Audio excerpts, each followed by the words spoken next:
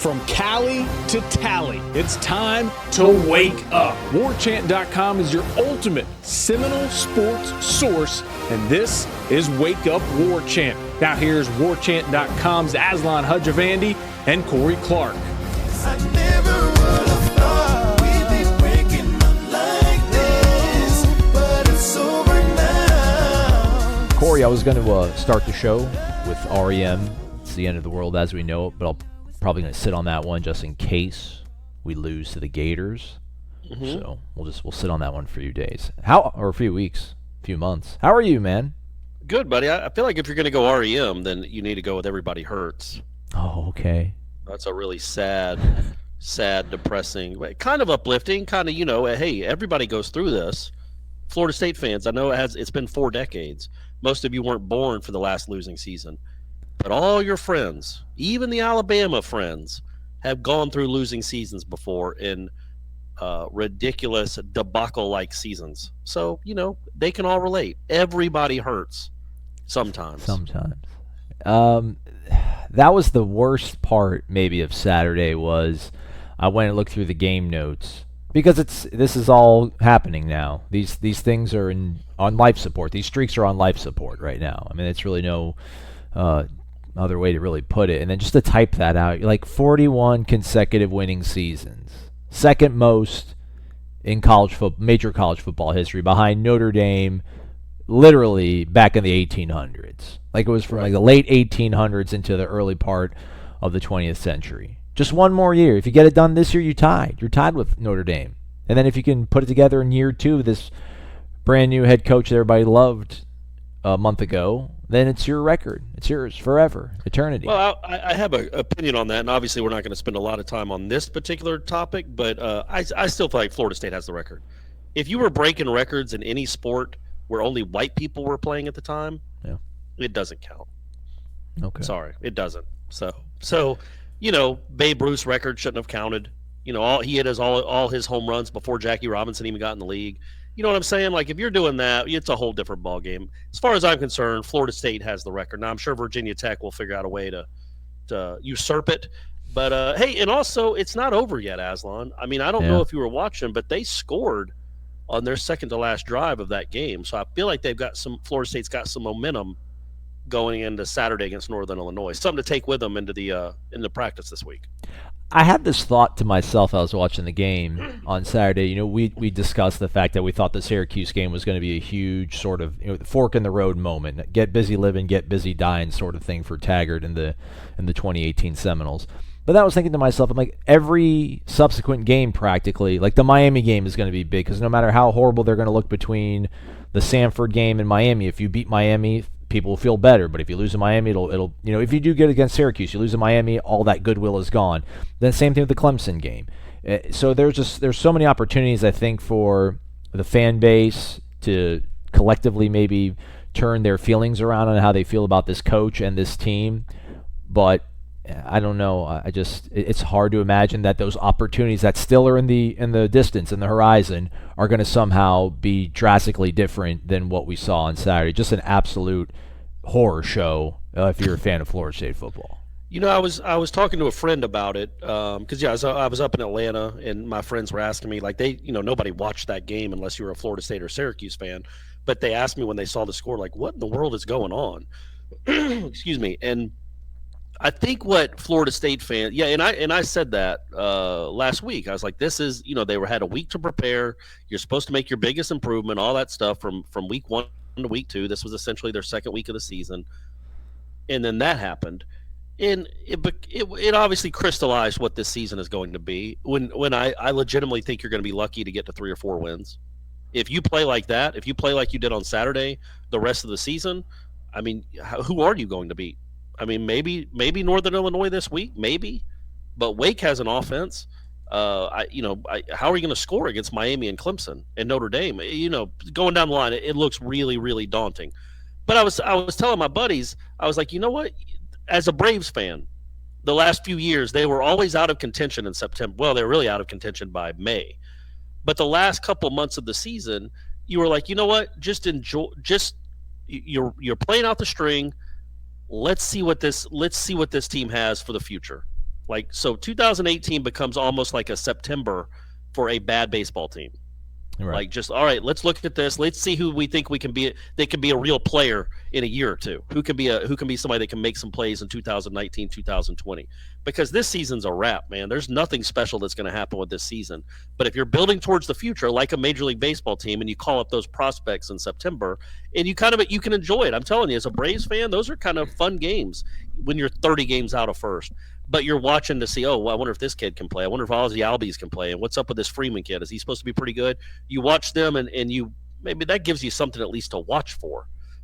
But you've got to you've got to punt on the expectations are done. Like, they go out and lose to Northern Illinois. Will anybody be stunned? Of course not. And what's the point of getting all fired up and riled up again? And, oh gosh, what's going on? We can't block anyone. Our offense is terrible. Yeah, man. We know, like that's been established. This through 2 games is the worst. 2 games against Power 5 teams is the worst Florida State offense probably literally in history. Like, Burt Reynolds' offense was better than this thing.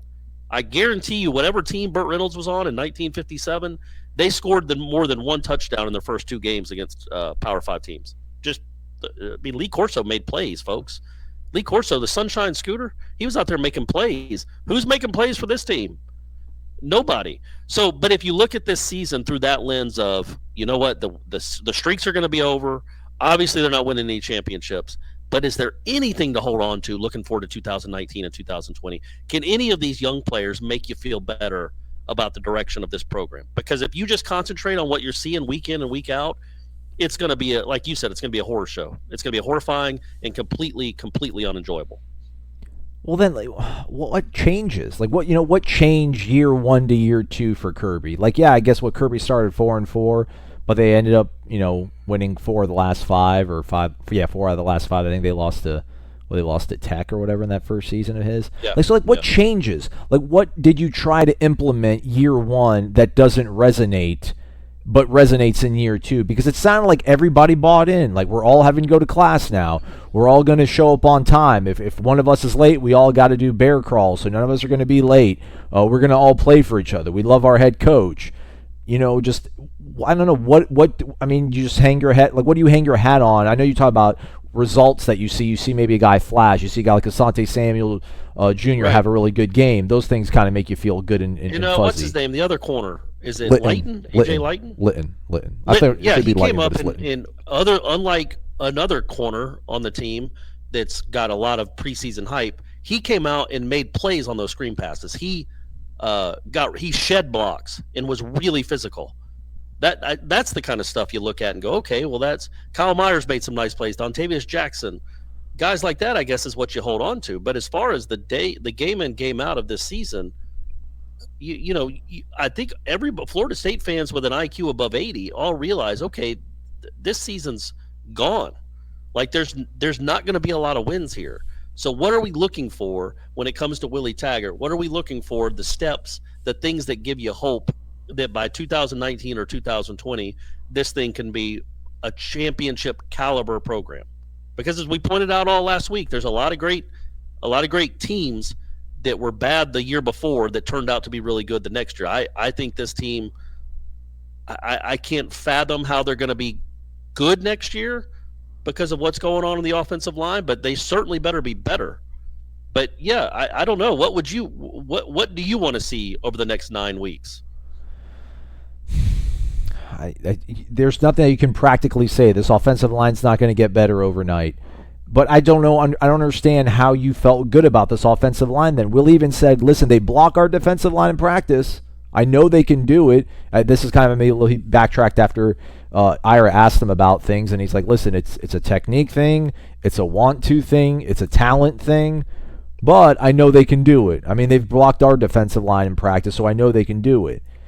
I don't know. Maybe just show that, what you're doing in practice. I mean, just show some semblance of competent pass blocking, or I don't know. I mean, you have to find an answer. Listen, I no one's coming to save them, and to steal a Jimboism. No one's coming to save this team for this year. But there has to be something that they can accomplish offensively with what they have, because nobody would have felt as optimistic as we spoke to this year when we're talking about the players and the coaches if they thought they were going to be this horrid on offense. I mean, just horrible. We need to see something. I mean, these guys, if they did in practice, they need to find some way to replicate into the games. They just have to. I think Easier when said you than look done. at it was a hard deal, and I'm not giving us I mean the media and the people that thought this offense would be obviously nobody could have foreseen this, but the people that thought it would be maybe even a chance to be a good offense was we assumed. So last year's offense was awful, like by any measure, it was one of the worst offenses in the country and one of the worst in Florida State history.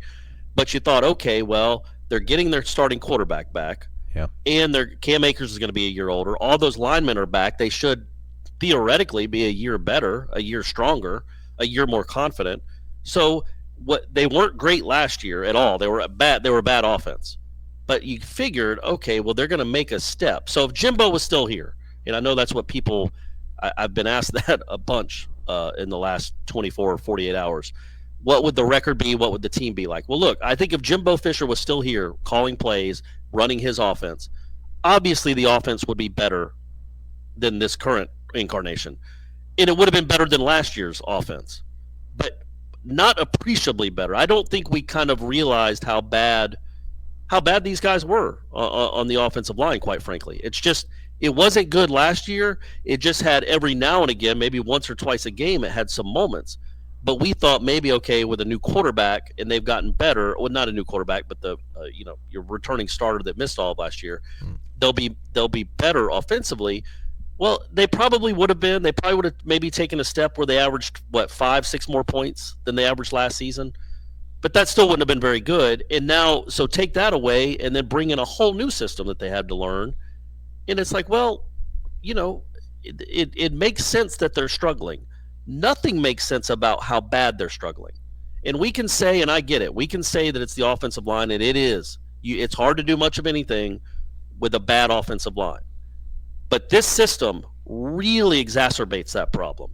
It's like an accelerant. When you have a bad offensive line and you play this system where you send everybody out on pass routes, where you never roll your quarterback out, ever. Has DeAndre Francois thrown one pass on the run in 3 games? I can't remember one. He does not roll out at all. They do not move the pocket at all. So they ask 5 bad offensive linemen to block the other team's 4 rushers. And they can't do it. They've shown that they can't do it, and there's no adjustment to be made. And Willie's going to run Willie's offense. I got it. But until he gets the right lineman in there, think about how hard it is to block 4 guys. Well, you're blocking 5 on 4. It's hard. It's a bunch of one-on-one matchups, and you have a lineman that aren't very good one-on-one. So Francois is getting destroyed and becoming memes on Twitter because his offensive linemen look like they don't practice. So I guess my point is, I don't know what they can do in the short term.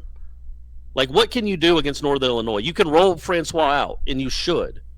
But as long as you're going to be in the shotgun every play, as long as you're sending 5 guys out in pass patterns, and your quarterback doesn't know how to do the zone read at all, and you're trying to block 4 guys or 5 guys with 5 linemen, he is going to continually get hit.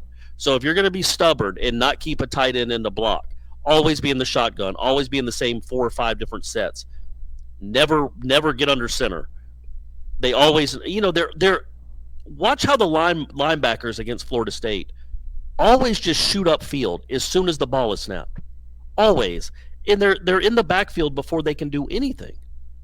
And Francois never keeping it doesn't help. But even when he pulled it a few times, what did he get, a couple yards? He had one nice run at the end. Yeah. But other than that, he's not a threat with his legs. He never rolls. You never roll the pocket. So it's just it's essentially playing this offense where you have to have a good offensive line, or at least you have to have guys that can pass block. Playing this offense with this particular offensive line it's like running into a brick wall over and over and over again. It's just unless they change something, which he might not, it's going to look like this all year.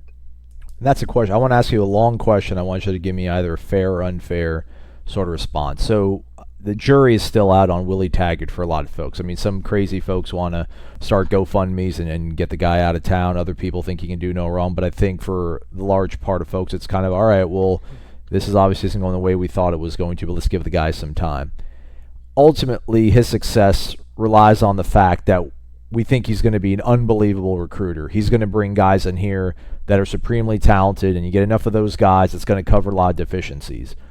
But ultimately, with the amount of problems they've had in this early stretch of the season, when he plays a really good team with a really good roster and things even out, can he make adjustments? I mean, shouldn't that even be the most optimistic? Taggart's going to figure this out. Stop complaining. Shouldn't there at least be some glimmer of doubt that, like the final drive against Auburn, just for all the crap that Jimbo gets for game management, the way he crafted that final drive, having the timeouts left, having the options of running and passing on the goal line, just being able to figure things out. Like, what are we seeing? We haven't seen any ability to just, I think towards the end of the game, they finally started just running hitches. Everything was like two-step drop and just throw it to the boundary. And they moved the ball a little bit. I don't know how much of that was Syracuse just giving it to them, but Syracuse was giving that to you. You took it. I mean, they haven't shown any semblance to figure out. There has to be solutions for what they're going through. I refuse to believe that you just say, this offensive line sucks, we're going to keep banging our head against the wall and keep running these same plays. Putting a 2 tight end set, figure something out. And the fact that he hasn't shown any ability to adapt to the situation, that's, to me, the most concerning thing. Is that a fair or unfair assessment? I think that's quite fair. I think, people, again, you can bring up the offensive line. It's a train wreck. Well, those same guys scored 27 points on Syracuse last year. Like, they had 3 touchdowns, 3 whole touchdowns. And look, I'm saying that tongue in cheek because that Syracuse defense was awful. And they managed 27 points. It wasn't like they went up and down the field. I think they had 3 50-yard touchdowns. Cam had a couple, and then I think Nooney might have had a long touchdown in that game. So it wasn't like they had long sustained drives against that Syracuse defense either. But they did make some plays. They did score some touchdowns. They did win the game, and it was with those linemen. So again, this line wasn't going to win you any championships. It's barely going to win you any games at all. But this system, their weaknesses are completely and utterly exacerbated, where it's just like throwing gasoline on it. When you ask these guys who aren't very good, you've got to block this guy one-on-one, keep him off Francois. And also, that's the best you can get, though, Corey. If 5 on 4 is the best situation you're going to get as an offensive line, right? I mean, unless your team's playing prevent and you're already losing, they're only going to rush 3 on you. Right, like 5 on 4. 5 on 4 is pretty good. And they can't make that work. Some can, but they can't. And there's a lot of reasons, man. So it's obviously layered when you're this bad on offense. Out wide, you can't block at all. Think about Syracuse ran a lot of the same plays Florida State did. A lot of the same concepts anyway. Right. We're going to throw a quick out to our wide receiver, get a block, and try to get 10 or 12 yards. They busted a few of those, and they got more than 1 or 2. They probably got 4 or 5 first downs just on little swing passes where somebody like Levonta Taylor just decides, you know what, I'm going to let you block me right now. And the linebackers just kind of meander over there, and maybe they make a tackle, maybe they don't. But those plays were blocked up, and there was space. And then think when Florida State runs that. They cannot block anyone anywhere. Like the wide receivers can't block Syracuse defensive backs. And the linemen can't block Syracuse defensive linemen. Like they can't block anyone. Like you would hope that some of those guys could sustain a block where Nooney Murray or DJ Matthews or somebody could make a catch and get upfield and turn a 1-yard pass into a 20-yard gain. That doesn't happen, man. The receivers don't go make plays. Cam Akers just doesn't look like Cam Akers at all. He had one nice run in that game. There's just not a lot of explosiveness there. And again, I get it. He's probably not got a ton of confidence that there's going to be holes. DeAndre does not do his line any favors when he holds on to the ball for so long, and he will not scoot up in the pocket. Like at some point when you realize that your 2 tackles could not block the host of Wake Up War Chant. Either one of those guys would be in your face almost every play. You know they're coming around the corner. You have to feel it a little bit and scoot up a little bit. You can't just sit there and let them race around your lead-footed tackles. Yeah, he never climbs the pocket. Get hit every play. So, but I get that too, man. I get why he's frustrated, and he doesn't maybe have that great sense in the pocket, but a lot of people don't. You should be able to coach around it. But it's all working poorly. And I just wonder, say, and I know we got to take a break, but if Taggart went against Northern Illinois and came out somehow in a power running game with two tights and a fullback, what would you think? Honestly, as a Florida State fan, and I'm asking you, not this isn't rhetorical. Yeah. What would you be happy about that, or would you think, oh man, he's already panicking and he's completely scrapping the offense that he said he was bringing here that was going to be lethal and simple? No, I'd be encouraged. I'd giggle to myself almost like, oh, geez, we're to this against Northern Illinois. But I'd be encouraged that he's trying, different sets. I mean, Yeah. you just can't keep running 11 personnel. You can't keep running one tight end, one running back, and then three wide receivers, and try to play perimeter game with guys But that it's not don't or really a can't block. tight end either, is it? Yeah. Like we say tight end, but it ain't. McKitty's not in there blocking a lot at all. That's not a 6-man front. Yeah. McKitty's more of a pass catcher than heck DJ Matthews is for this offense. Hey, I want to give a stat when we come back, and we'll pivot off of that. We'll be right back after this. It's Wake Up War Chant. You're listening to Wake Up War Chant, all Knowles, every day. Now back to Corey and Aslan. When you're sure you've had enough. This life. Corey, let me continue my bad habit of teasing and then not talking about something. But we'll get to the statistic that I wanted to ask you and talk about here in a little bit. But sort of back to the whole fact about streaks and just, listen, it's over. Let's look to the future. I mean, I know obviously Willie Taggart isn't. Willie Taggart's trying to win every single game. But, like, if this team goes 7-6 and keeps those things intact, doesn't he avoid legitimate discussion about his job status going into year 2? Like, if this thing goes 3-9 and he starts off next season 2-4 or something, like, wouldn't there not be legitimate cause for him and his job security, like his job status? Like, Yeah, I mean, those streaks that's hard are to huge. answer because of the AD situation is kind of up in the air. Right. So we don't know who the AD will be. It's certainly not going to be the guy that hired Willie Taggart. We obviously know that. But who will it be? What's his history with coaches and giving them time? It would not be unfair if they started out next season. Again, they're about to go through a season, unless something really pivots in a hurry. They're about to go through a season that none of us have ever seen. As bad as the lost decade was, none of us have ever seen anything like this. Right. And I would hope that people listening to this show, because if you're smart enough if you're listening to this show to realize this isn't anywhere close to all Willie Taggart's fault. It's just like, what do we think it would have looked? Say Willie Taggart took over for Jimbo in 2014 Right. with that offensive line. Do you think we're having this conversation? You know what I mean? Like, the cupboard was really, really full in 2014. They didn't play all that hard, but it was full. Old Willie wasn't left with a ton of groceries, especially at the most important position on the field. 2, really.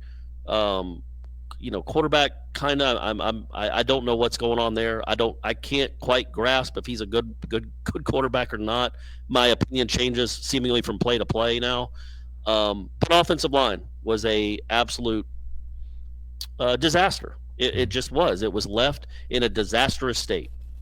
So when you're judging Willie Taggart, it all goes back to the guy that was before him. That, again, Jimbo was 4-6 in his last 10 against Power 5 opponents. They're now 4-8 in their last 12 against Power 5 opponents. 3-7 against the ACC. Willie's only responsible for 2 of those losses. So things weren't good. They weren't left good. They weren't left in a good state. So the question is going to become, all right, man, we get it. And you should. Everybody should get it. I think Aslan gets it. That Jimbo hadn't left this thing in real great shape. But how long should it take to fix? And is that an excuse to go 2-10 or 3-9 or 4-8? Are people going to be accepting of that because of how bad it was? And are they going to have any patience at all if you follow up a 4-8 season with a 2-2 start, or a 7-6 season? Like, say you go 4-8 this year, and the next year you go 7-6. Well, that by third year, my man, you are on the hot seat. Absolutely. I don't know. Well, I do know it would be completely unfair to fire a guy after 2 seasons where he's coaching almost all with somebody else's players. But at the same time, it's also fair to look at this product and go, what in the world are you doing? What in the world are It's you worse. doing? It's worse. How is that what you put out on the field on Saturday? Sanford lost to Mercer, by the way, Yeah. this past weekend. So how is this what you've turned it into in this short amount of time? We know it wasn't on the upswing. It was going down. But you've lassoed it into the ground. That certainly does not make sense. What do you lasso into the ground? Like a calf, I guess? Like a baby calf? Yeah, well, the expectations, the hopes, the tradition, Yeah, the winning you did. standard He lassoed here. those and threw them off the side of a cliff. Yeah. So in 3 games. So I guess my point is I understand. I don't think you can fire someone after 2 years, and we're getting way ahead of ourselves. They might be really good next year. It really could happen. I promise. It seems outlandish to even think, but they could do something. Something could flip somehow, where a mindset changes, where the defense actually attacks. I thought you saw some of that on Saturday until they gave up in the third quarter, which again, that's kind of part of this program's DNA. Quite frankly, I know they were on the field a lot. I don't blame them for what happened on Saturday because the offense. The offense had 10 punts. Yeah. They had 10 drives of 4 plays or less. 8 of them were like 3 and outs. Another one was interception on first or second down. I mean, are you kidding me with that? That's just horrific to use that word that we've been using. But so anyway, I get why the defense was tired and gassed. I also saw them not play that hard in the second half and not play well. And that's another thing that's a part of this program's DNA. Whether you go back to Louisville, you go back to Boston College, you go back to these games that they've had, these guys have been through some embarrassing losses. And it's in their DNA to kind of roll over.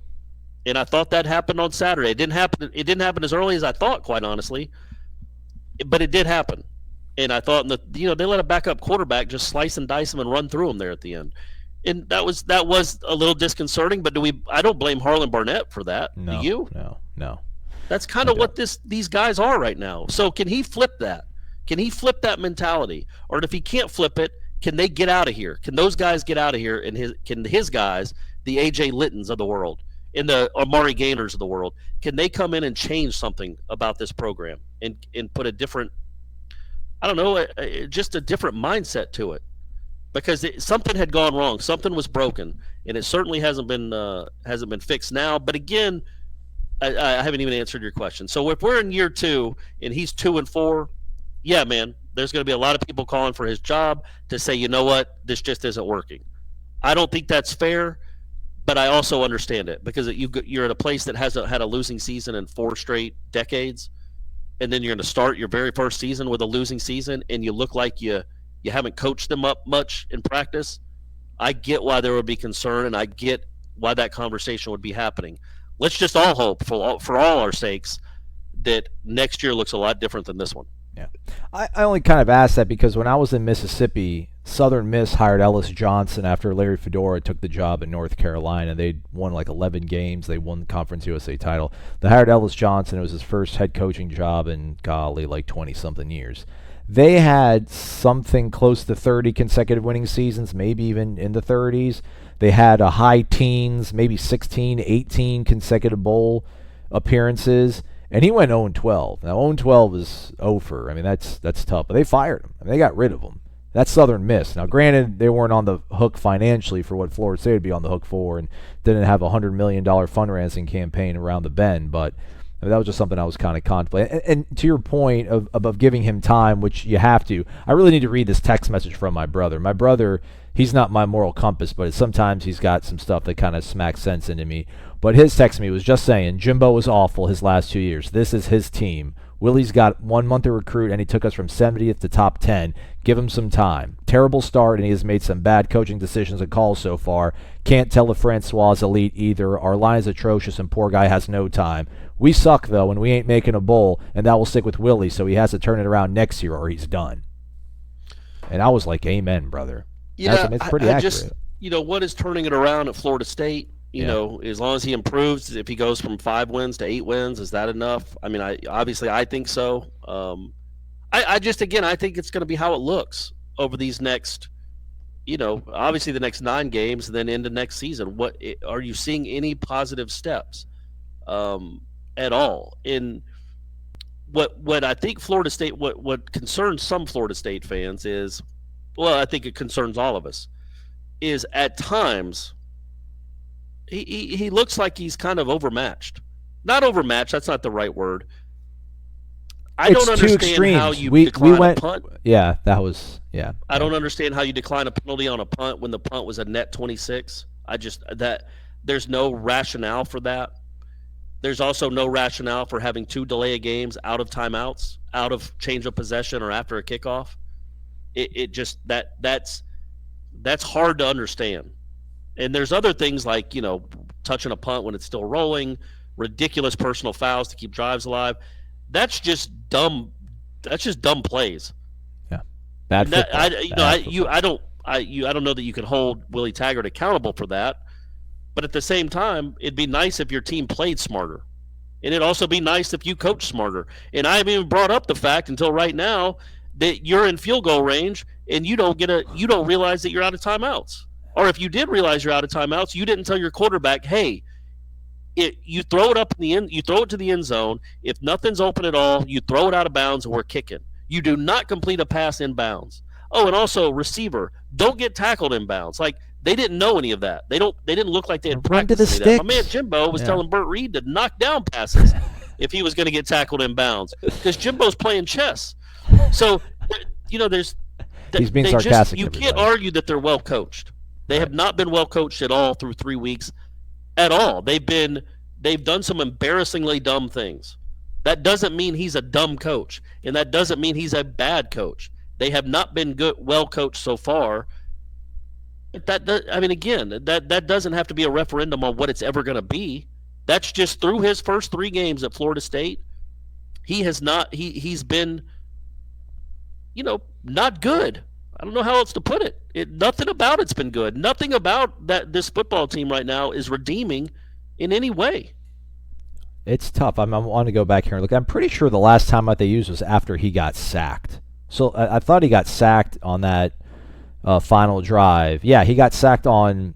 So they got the ball. Syracuse went offsides. It was 1st and 5. Francois hit Jacques Patrick for 12 yards, and then on the first down he got sacked. They used their final timeout. Like, I knew that, and I saw Ira tweet like, "What the heck?" Like, it showed there was a timeout left on there. I'm like, dude, I knew. Watching at home. Now, granted, they had those indicators, but I remember seeing going to that final drive because you realize it's going to be your final drive of the half. You're like, oh, you have one timeout left. And then he gets sacked, and you that was used to, regroup. And then the fact that, you look like you either called a play where you thought you had a timeout or you thought that was a good idea even if you didn't have a timeout. That's a bit tough to swallow. It's not like Taggart wanted. It's not like they said, "Hey, if Gavin's open, throw him the ball." And we want to get these 7 yards here. I don't think the play was. We'll run the route to the sticks. I mean, I don't know. Like, are you calling a play where you don't have? That. You run the route to the end zone. What good is another 8 yard? That's not worth the risk of a pass to gain 7 yards to make it a 30-yard field goal instead of a 35-yard field goal.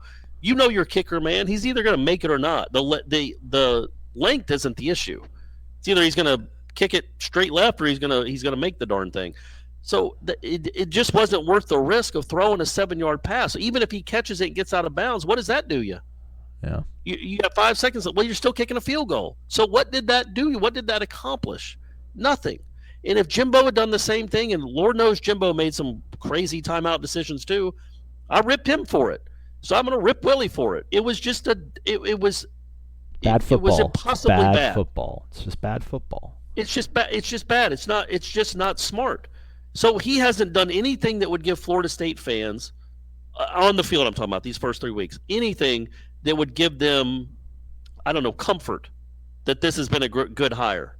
Right. But also, we both know, all of us know listening to this, that 3 games is way too small a sample size to be wondering if anybody's a good coach. Or no, is Nebraska going to get rid of Scott Frost? Look at Chad Morris. At Arkansas, they lost at home to North Texas. UCLA's 0-3. Yeah, Chip, and that's UCLA. I think is the best point of all.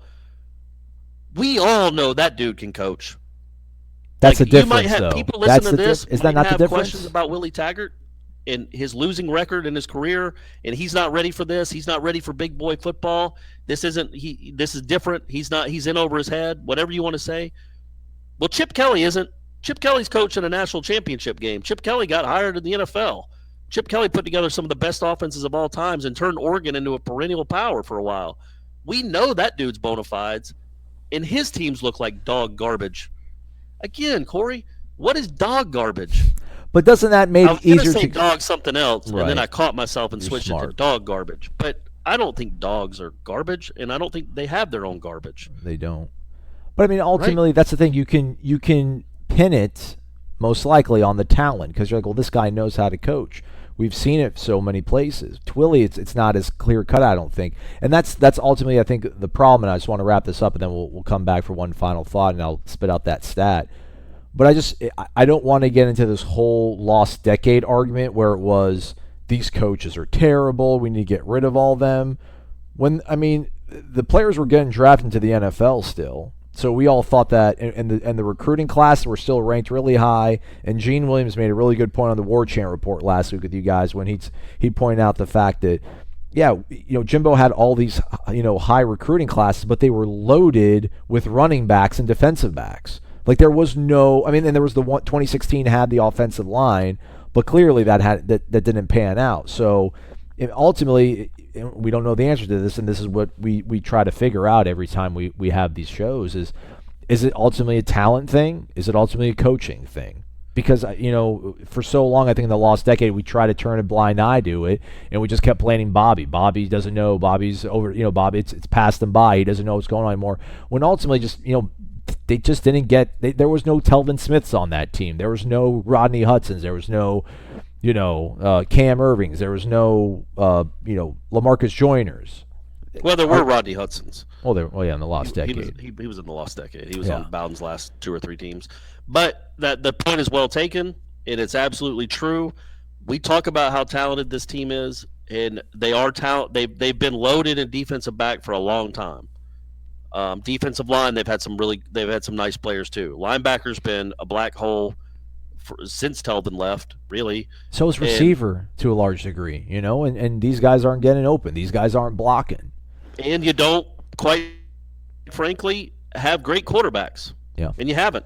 No, you haven't. I mean, look who's been playing quarterback for you for the last 3 or 4 years. That's been a huge, huge slide at that position. And, so I think that's valid too. I think we thought, again, because they were ranked preseason number 3 last year by the way they had finished 2016. Well, they had a transcendent. By the way, in hindsight, looking at what this offensive line really is and where it's gone to and just the mess it is, Dalvin Cook should have won 2 Heismans. I mean, are you kidding me? He ran for like 3,000 yards behind this type of offensive line. Yeah. I mean, talk about like hiding your weaknesses. Holy moly, what a Band-Aid that guy was. He was an ace bandage. Yeah. He just made everything look better than it was. He made the offense look better than it was. And when he left, you saw what happened last year. That Cam Akers is a fine player. He's not Dalvin Cook. And you just saw what happened when you lost a transcendent player like Dalvin Cook. I mean, that guy was just, good grief, was he incredible.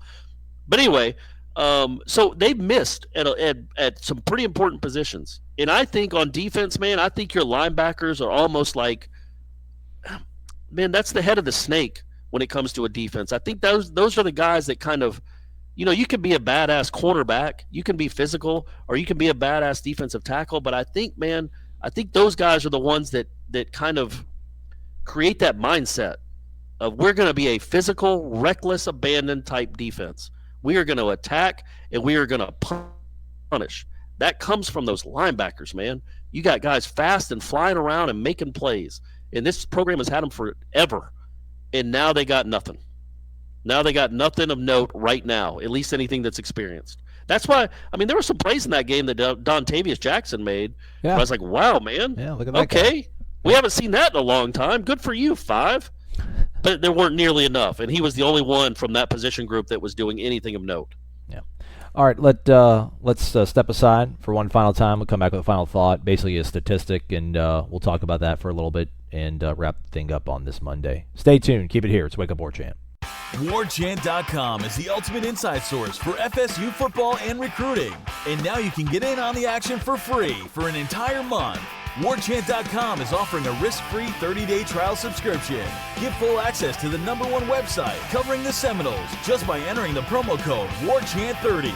That's WarChant30. Sign up and get in on the world's most active FSU message boards. Receive breaking news, stories from our award-winning staff, plus get exclusive interviews and videos. Just enter the promo code WarChant30. WarChant.com, your ultimate Seminole sports source. I will let you down.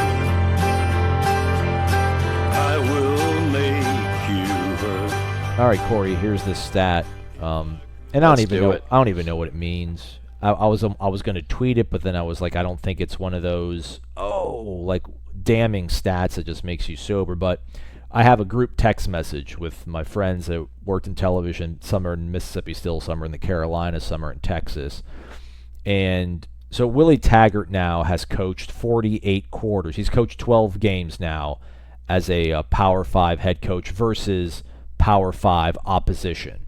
So that's 48 quarters.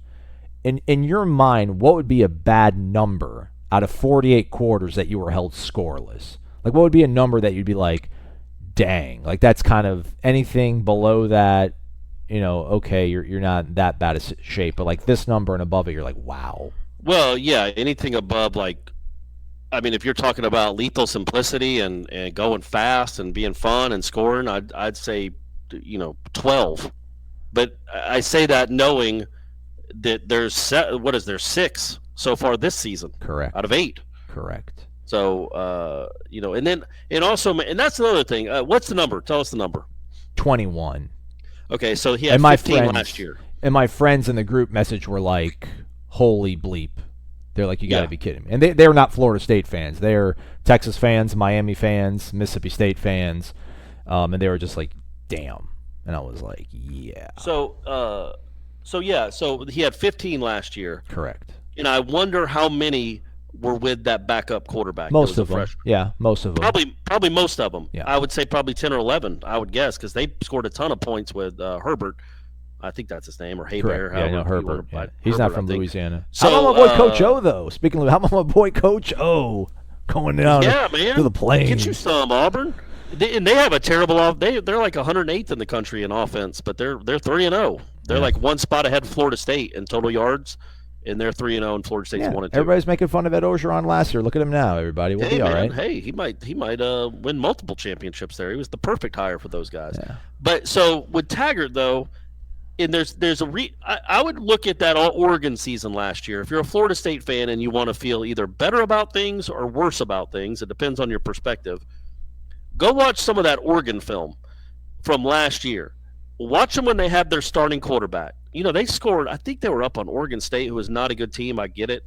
I think they were up 49-0 at half in the last game of the season. The Civil War. They just ripped through them like they were on air. Just practicing against literally cardboard cutouts. And but also go look at them when they didn't have that quarterback and they were playing that freshman that clearly wasn't ready. Nothing Willie Taggart did in those games gave you any indication that he could alter a offense. He could maneuver an offense to find a strength or something to do to take advantage of or to help his limited quarterback, or in this case with Florida State, his limited offensive line. I guess my point is, because it's long-winded and I didn't articulate that well at all. So when he had a bad quarterback that could not run his offense, well, he didn't make any adjustment. I mean, they would score like 6 points or 3 points. I mean, those scores were embarrassing when he didn't have that quarterback, because the backup was completely overmatched, and Willie didn't make any adjustments to help him or his offense, and it struggled mightily. Kind of like what we're seeing now with this offensive line. But when he had his good quarterback in there, it looked like one of the best offenses in the country.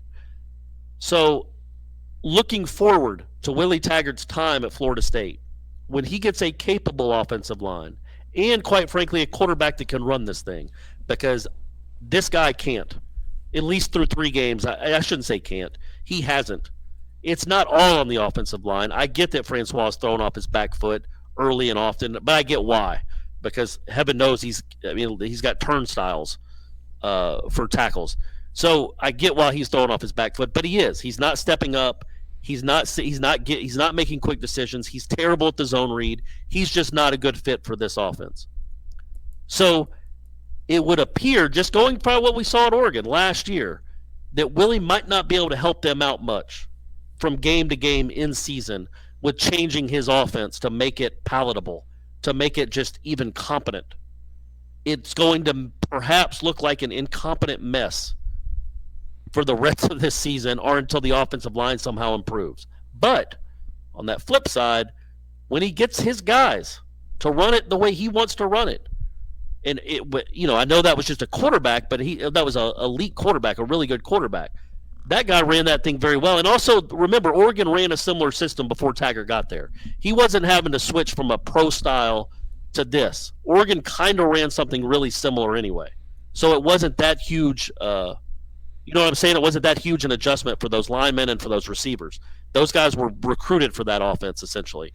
These Florida State guys quite obviously aren't. So when he gets his guys that can do it, doesn't that give you some encouragement what it can look like when it's his guys? Somebody pointed out the fact that he hung, 30-plus points against Syracuse when he was at USF 2 years ago. So it's, I don't know. The whole Oregon year is weird to me because I think you do have that natural built-in explanation for losing your starting quarterback. But they also had their starting quarterback when they were playing against like Nebraska, who they lost their head coach, Southern Utah, Wyoming, Arizona State, their coach is gone. Cal's coach was gone now. When he did have his quarterback healthy, it wasn't like they were beating up on the top guys in the Pac-12. Then once they played the top teams in the Pac-12, now it got exacerbated because they didn't have their starting quarterback. But I mean, they lost 33-10 to Washington State, 49-7 to Stanford, 38-3 against Washington. Those are the teams that are the power in that conference, and it did not look even remotely good. I want to go. But you also saw, I'm looking at it now. 42 against Nebraska, 77 in a game, against 49 against Wyoming, who's not a terrible team. They lost to Arizona State, but scored 35. Put up 45 on California. Put up 41 on Utah. Put up 48 against Arizona, 69 against Oregon State. All those guys got rid of their coach, Corey. Like seriously, Arizona, Rich Rod gone. Cal, Sonny Dykes gone. I get that, but heck, man, is Arizona last year worse than Samford? He put 48 up on Arizona. He put 4 touchdowns on Samford. He scored 5 touchdowns in 3 games. He put 41 on Utah. So it can work. This offense can work. It's just, I guess that's my point, is what we've seen right now is that game against Washington or the 49-7 against Stanford. That's the offense we're seeing right now because he, again, with his quarterback, they put up a ton of points. When they lost that quarterback, they did jack squat. He did not make the necessary adjustments to even make that offense competitive, which isn't a great sign. Even in year one, it's not a great sign. Just like what we're seeing right now isn't a great sign at all, of course. But it also should maybe give you some hope that when he did have all his pieces and guys that were recruited to play in that kind of system, man, they ripped folks. Not good teams, but still, this Florida State team right now, what could they do against Oregon State? How many points would they score? 20? Maybe if they're lucky. They just scored 7 against a team that gave up 600 yards to Western Michigan. So I don't even know what my point is, other than Willie Taggart, even last year in that one season in Oregon, proved that he could put up a ton of points with this offense. I think it just comes back to the fact that he gave us no inkling of an idea that this was even remotely a possibility. There was nothing we heard from him on or off the record from the coaching staff that was even remotely like, he joked when he would get the standing ovations at the beginning of the kickoff luncheon or a booster stop, like, hey, everybody relax. I haven't even won a football game yet, but it was just like, ha ha ha, how charming, self-deprecating. It wasn't, listen, I'm here to help this program get to where it deserves to be, and I know we got a long way. Nothing. And I know at Florida State, the fact that we felt we were immune to having to ever stare down a 4-8 season. It just maybe speaks to the arrogance of the fan base. But like, there was no expectation this was going to happen, none, and that's just what makes it the most. That's the most disconcerting part of this. If he set us up for this, it's going to be tough, guys. This is a whole different conversation, I think. And I know a lot of people but you wouldn't be any happier. You wouldn't be like, well, he told us in December it was going to be rough, or he told us in April he's going to be rough. At the end of losing 30-7 to Syracuse, you'd still be seeing red, rightfully so. I don't think that would assuage you any and make you feel, less frustrated. Yeah. And this isn't me. This isn't me dogging on Willie for saying what he said. I mean, it's just I'm talking about the emotional mindset of a fan base. When you go into a season, you think that like 15. I think everybody went into the 2015 season like, listen, everybody's gone. The band is broken up, man. The Beatles are not getting back together. And then you end up you winning, like, you're 6-0 at one point, and you're happy as can be. Like, walking out of Bobby Dodd Stadium was just like a shocker. But like, you didn't think the world was ending, because you're like, the fact that we're even here at this point in mid-October and we were ranked in the top 5 was like, all right, man, this things have changed. We are no longer lost in the woods. But to go into the season, I know people are like, well, it's on you for thinking they were going to win 10 games, Aslan. Nobody told you they were going to win 10 games. Well, guys, like, everybody agreed that Francois was the slam dunk for surefire starter this year, because had he not gone down last year, they're not struggling for bowl eligibility. Well, a lot of the pieces came back then, but here we are. It's September for a third year in a row, Corey. If you're a Florida State fan for 3 years in a row now, your season is over before it's even October. I think even the Gators, when they were dumping all over themselves, at least they beat Tennessee in September and gave them some false sense of belief. It's 3 years in a row. Your season is over. By the way, did you see that stat that the Florida beat writer tweeted out that I retweeted? I did not. Going into the game on Saturday, Florida has lost their last 7 against Power 5 opponents. Really? They're 0-7 in their last 7 against Power 5 opponents. Tennessee is 0-9. But that's not on Dan Mullen. That's not Dan Mullen's team. No, of course it isn't. And it's not what's his name, Jeremy Pruitt's team. I'm just saying that, and I'm not even making a statement about Florida State. I'm not trying to tell Florida State fans like, hey, look, see, there's other teams that suck too. I was just stunned by that. That's incredible. It is. That's just a goofy stat for both those. I mean, what a rivalry that used to be. And now they're going to play a game on Saturday where one of them has lost 9 straight Power 5 games and the other one has lost 7 straight.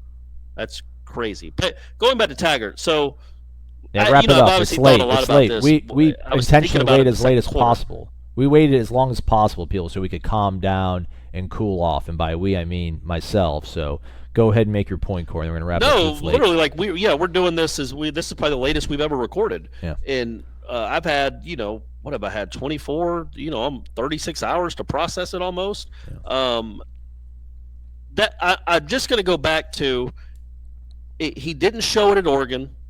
When he lost his quarterback, it was like, that's a wrap for the offense. We got no answers. I don't have my guy that can run this system. This kid's only been on campus for a few months. We got no chance. And they were embarrassed. I mean, they lost 38-3 one game, like we said, 31-14, 49-7, 33-10. So in their 4 losses, they scored a grand total of 3 touchdowns? 4 touchdowns? So what you're seeing right now, Florida State fans, is what Oregon fans saw last year when they had a weakness at the quarterback position. Well, Willie, in my opinion, doesn't have the right guy at quarterback. Not saying that the right guy's on the roster. I'm saying he doesn't have his guy at quarterback. And he's obviously saddled with a terrible offensive line. And he cannot make the in-season adjustments. I shouldn't say can't make. Hasn't shown through that week that he had a whole week for Syracuse. He's had 2 weeks since the Virginia Tech game. He hasn't been able to make any adjustments at all to make the offense even competent. It was worse against Syracuse than it was against Virginia Tech, because I think Virginia Tech actually has some talented defensive players. Syracuse does not. That offensive line is worse.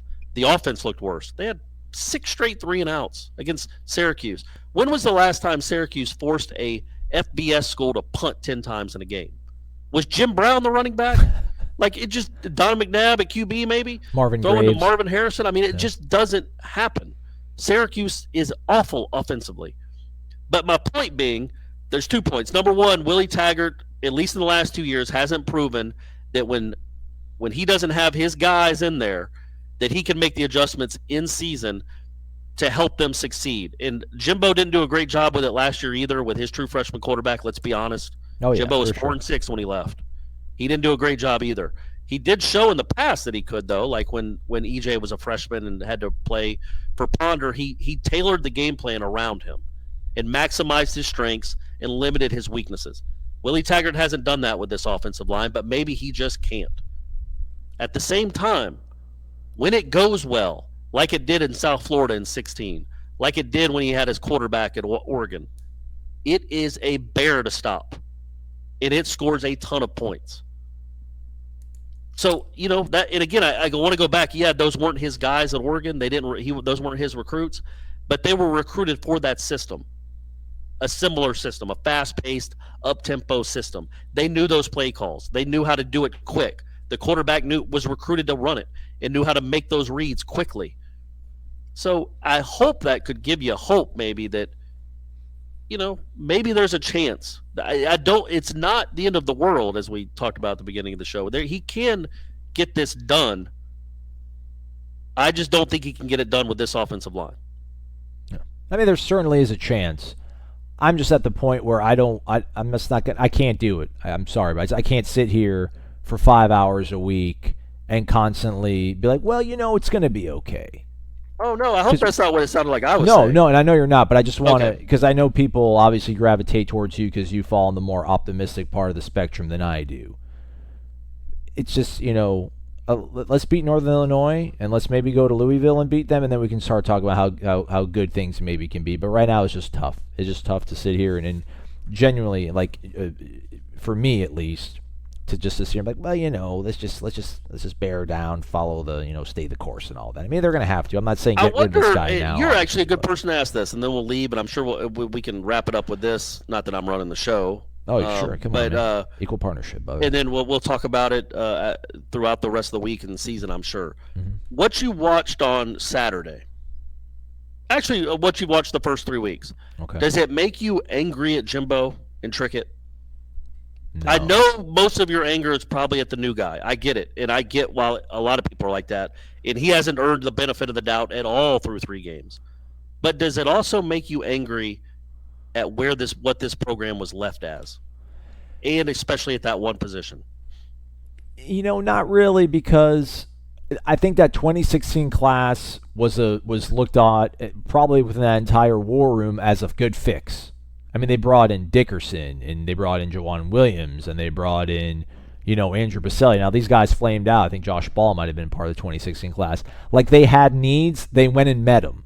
But now these guys have been either lost because they've quit, they've done stupid crap off the field, or they're just injury prone. So, and I just don't think they would look this bad if Jimbo and Rick Trickett were still here. It's fair to criticize them, though. I'm not saying, and Willie inherited a lot of these problems.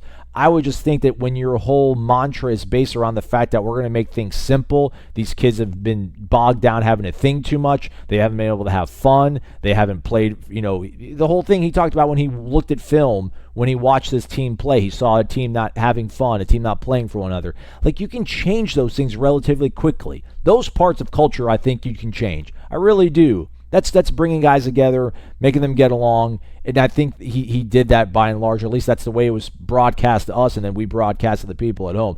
So that's what frustrates me. There's certain things that he could change. I don't think it's changed quick enough, and it's 3 games, so people are like, what, you on drugs? Those things I think you should be able to change practically overnight. But yeah, there's systemic things in the program, obviously that Jimbo left behind. But, I mean, I don't know. I mean, I just think about, and I'm not even talking about that. I mean, that, for a lot of reasons, should be what people think about, too. But I'm just talking about what was left at the offensive line. Yeah. What a mockery that position has been. And it's, quite frankly, been that way for 3 years at least.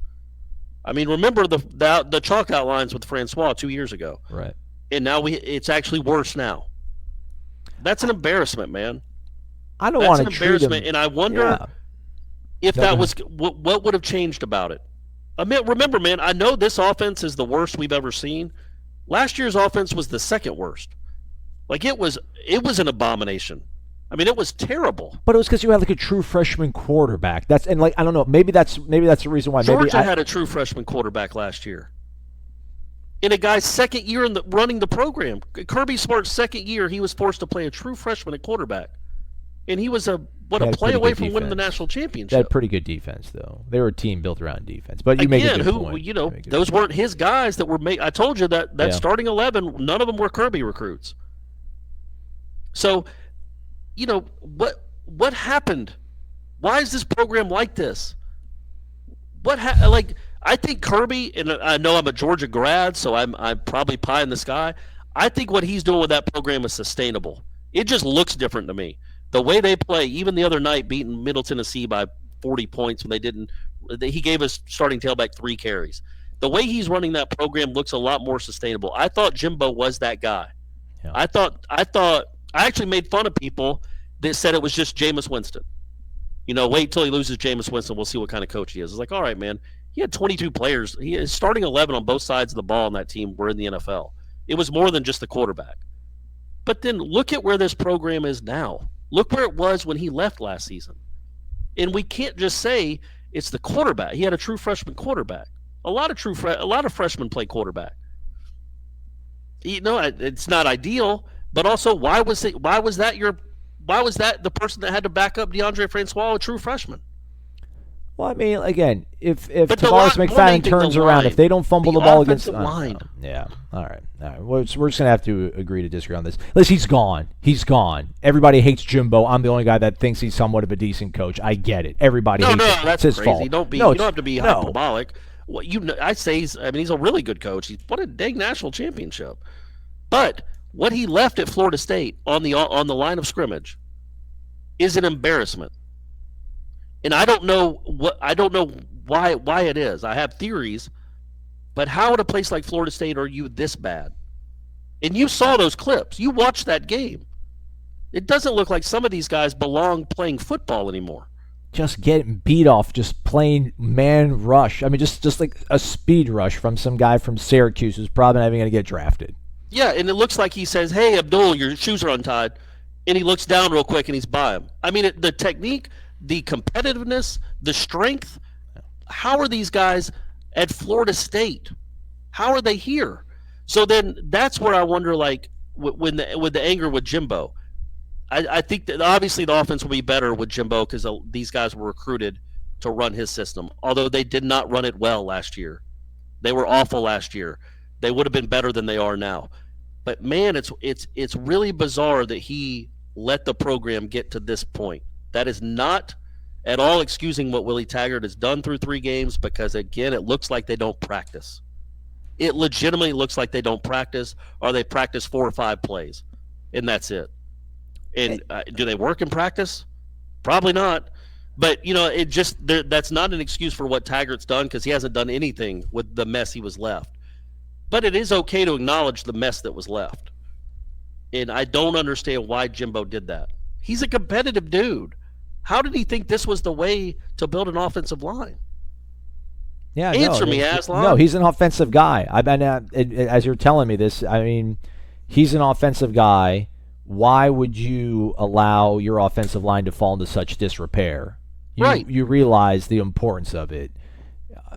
I don't know. I mean, maybe he thought, if Josh Ball is on this program and Landon Dickerson's a guy that's not going to get hurt, and Derek Kelly has a spot at, right guard and doesn't have to ever leave right guard, and he'll always be at right guard, and Cole Minshew stays healthy, maybe that's 5 decent guys. But then a guy does some stupid stuff off the field, and he's gone, and then Landon Dickerson has not shown the ability to stay healthy, and then everything else is just musical chairs, and that's how you look this bad.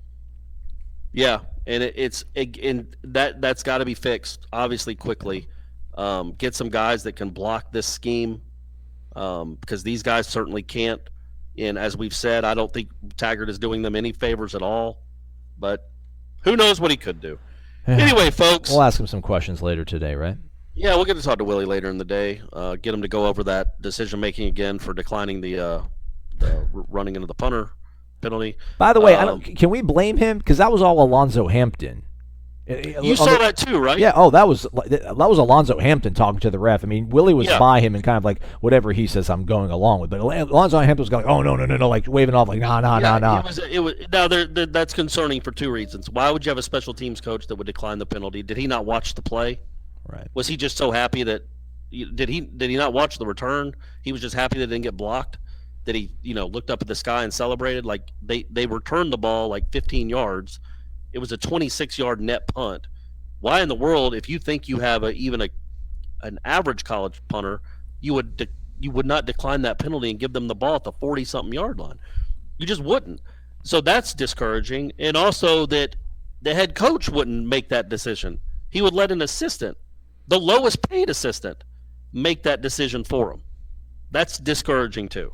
There's a lot of discouraging stuff we've seen through 3 weeks. My man is going through some growing pains. Yeah. Lots it's going to be okay, though. I think it's going to be okay. All that said, I know you don't, and I'm not convinced, nor should anybody be convinced, that this is going to be okay. Well, this is the thing. No one wants to be wrong. Worse? Listen, nobody wants to be wrong about this. Nobody wants to sit here and talk bad about Willie Taggart for the next 7 months, and then he goes out next year and goes 11-2. I get it. No, I don't want to be that. You think I want to be that guy? I don't want to be that guy. So I think that's everybody is trying to. I don't think it's so much like we got to be patient because it's just the way it is. Just people don't want to look dumb, and I totally get it. And I look dumb way too many times prior on this show, but it's just again seeing what I'm seeing, and I know we've the comparisons we keep making them. This has happened in a lot of places. This just I don't know maybe because it's happening to us. It's a lot easier to be like well Georgia went 8-5. Well, you didn't see the 8-5. I didn't see how the 8-5 looked. The 8-5 doesn't look the same everywhere. Like this 1-2 is bad. This looks really bad. But there's 9 games. There's 9 games to change it. And there's guys that obviously care deeply about this program, playing for this program and coaching this program. That let's hope they can get it changed. And they obviously no one can be happy about this right now. I don't think anyone's going to stand pat. But I just don't know how many more bullets they have in the gun, how many more different things they can try. But I would just hope that they're going to try to empty the barrel here in the next few weeks to get this thing somewhat heading in the right direction. Well, and at some point, try to figure out something to help, whether help your quarterback stay upright, help your offensive line. Just you get paid a lot of money, man. You can't just keep doing this. You can't look at what you saw on Saturday and be like, you know what can we do? We got a bad offensive line. I'm going to keep calling the exact same plays, the exact same way, and expecting a different result because you ain't getting one. So try to come up with something that can help. And I'm not being flippant and I'm not being sarcastic. If that means Cam Akers taking 30 snaps at quarterback, let Cam Akers take 30 snaps at quarterback. Could it be worse? No. You would have somebody that's actually a threat to run.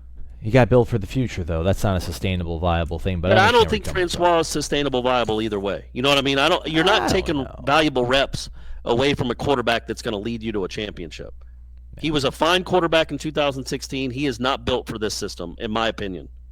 He's not an instinctual runner. He's not somebody that looks to run a lot. He's not great at it, quite frankly. He looks slow because of the knee. So, at some point, just show that you're willing to try something. You know what it reminds me of real quick, and then 17 minutes after we said we're going home. Remember the 2014 Wake Forest team? I know that's a random question, and you probably don't. I think it was Clausen's first year. He was running the offense he's kind of running now. It was a read-based offense, always in the shotgun, a lot of motion, a lot of jet sweeps. Yeah. But they could not block it at all. Like literally every snap when they played Florida State, I think Florida State won 43-3, and we all know that defense wasn't any good. Every snap, it was a 2-yard loss. Yeah. I think Lorenzo Featherston had like 7 tackles for loss in that game. It was just an abomination. They must have had 20 tackles for loss in that game. But he kept running the same thing over and over and over again. I'm sure saying to himself, well, this is my offense. I've got to teach these guys how to do it. So in 2 years, they'll be able to do it. And when they're bigger and stronger and I get my own guys in here, I'm not going to change my offense just because these guys can't block it. Well, is that smart or not? I don't know. Like Wake Forest has a good offense now 4 years later, but they were an embarrassment in 2014. They couldn't do anything. And I feel like Willie Taggart's got some of that in him right now where it's just like, you know what? This is my offense. I know they can't block it.